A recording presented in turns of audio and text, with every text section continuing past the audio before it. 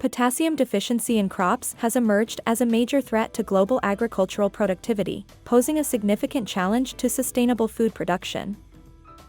Potassium is an essential nutrient for plant growth and involves several physiological processes, including enzyme activation, photosynthesis, and water management. However, soil potassium depletion has increased, reducing agricultural output and quality. According to a study published in Nature Food, agricultural soils in many locations worldwide are losing potassium faster than replenishment efforts.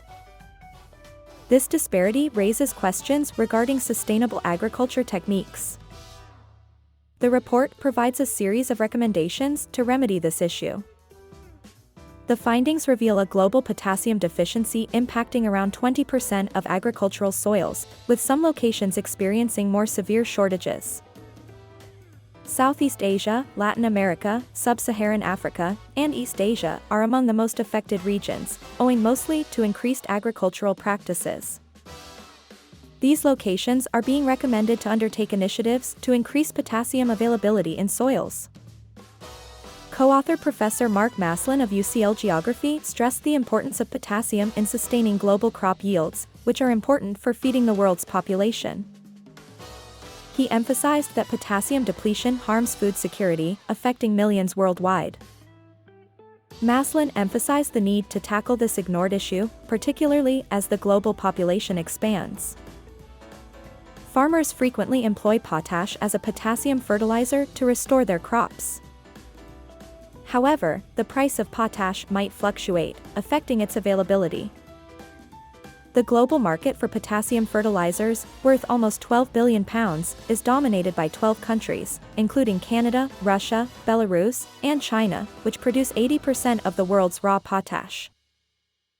According to the researchers, potash prices increased by 500% in April 2022 compared to the previous year. This spike was linked to many factors, including increased fertilizer demand, rising gasoline prices, post-pandemic economic recovery attempts, different government interventions, and Russia's invasion of Ukraine. Russia and Belarus are large potash exporters, accounting for around 42% of the global supply. However, the UK, US, Canada, and EU imposed import sanctions in response to Russia's invasion of Ukraine, disrupting global potash supplies and compounding the price spike. Following the initial price increase, the cost of potash has dropped by about 50%, while it remains expensive. This continued price increase raises concerns about farmers' capacity to get an appropriate fertilizer supply to sustain food production under the current system. Dr. Peter Alexander, co-author from the University of Edinburgh, stressed the importance of potash price volatility for the global food chain. He emphasized the importance of potassium in preserving crop production and raised concern about vulnerable populations' access to affordable potash. The researchers stressed the importance of improved potassium management methods and an effective international coordination framework. Unlike nitrogen and phosphorus, which have established national and international laws governing their long-term management, soil potassium lacks similar policies. This lack of regulation emphasizes the importance of establishing appropriate governance structures to manage this critical crop nutrient.